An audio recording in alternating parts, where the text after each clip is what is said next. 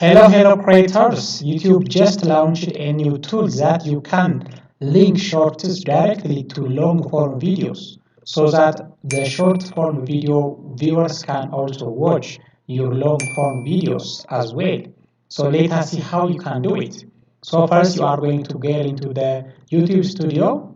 So in the YouTube studio, all you have to do is that you have to go to your short content. So we are going to get into the content and we will see the short videos here. So here I have one short video, funny football moments. So here you are going to click the details and you can see in the bottom here it says here around here related video. So this is the new tool, right? So here it says guide your audience to a piece of your content related to this video.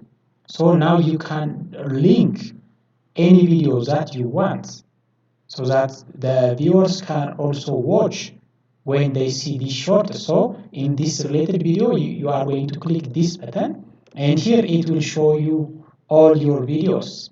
So you can now link one of your videos, like let me choose this one. So you can now link your videos so that when you set this button the short form videos can also watch this long form video all together by making this simple adjustment. So let me save it.